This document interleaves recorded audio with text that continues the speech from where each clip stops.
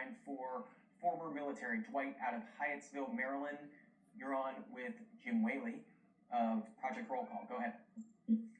Hey, good morning. Happy Memorial Day to you and to all of the family members out there and the veterans who are no longer with us. Yes, sir. I'm calling to, I'm a I'm a three-time war veteran, 2 combat tours, OEF and OIF. I come from a military family. My grandfather served in World War II. He used to tell me stories about the bombs that had dropped in Nagasaki and Hiroshima. I have a aunt who retired, over colonel. My dad was in the Army. I'm a military brat as well, born in Germany. I have a cousin who's in Space Force now. So my family has been a military family for as long as I can remember, and except for the Coast Guard. Where I thought I had a nephew who was going to sign up to go into the Coast Guard, but he ended up going into the private sector. The things that I'm calling about, because our country, and this is not political, right? This isn't political. This is about the foundation of America, the foundation of what we as Americans and a lot of civilians, veteran civilians, what have you, need to remember that the very foundation of this country was forged by those who served and who are no longer here. The rights we had, the policies we had, the things that, the freedoms that we had. Freedoms comes with a price, you know. I have service members that I served with that are no longer here with us that left their blood in the soil in foreign lands. Everything I have, I just graduated with my master's a week ago because of the military. My bachelor's because of the military. The businesses that I own, all because of the military. Me serving in the federal government under the DOD umbrella. My last position was a branch chief, all because of the military. I'm a doctoral candidate.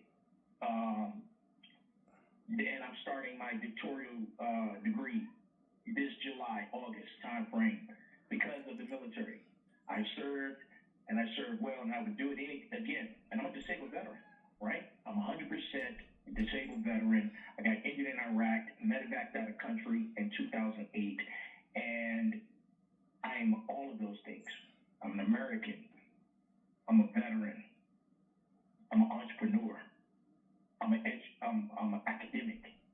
I'm all of these things that all of Americans. I was born in Germany, right? So if the policies had changed, you can say, oh, he's an immigrant, but because I was born on the military base, you know, I'm considered American. But Dwight, thanks for sharing your story. I want Jim Whaley to jump in here to that story of Mission Roll Call. Go ahead. Yeah, I think that's one of the things that we're trying to address, Dwight, is you obviously have made the transition and you've been successful despite being 100% disabled, despite being deploying in a number of different places. And I think that's a wonderful story, a microcosm, how many military members, and the vast majority are very successful. That start in the military, that great meritocracy that is the military, is in many ways the vehicle out of a situation. It propels you to work with other people, learn new things. If you're in any branch of service, you're going to go to a variety of different schools and you're going to be constantly learning new things.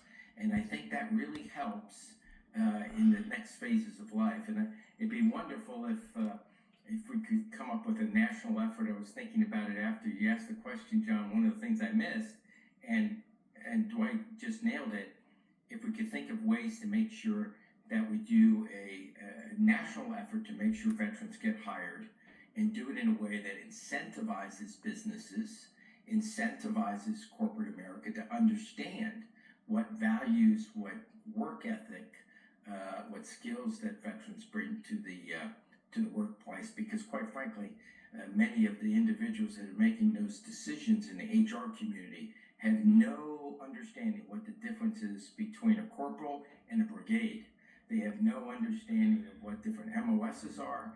They don't understand the ethos, and I think if we got behind it, we could do a much better job to make sure we get veterans employed. And it's 200,000 newly minted veterans every year, so it's a sizable number.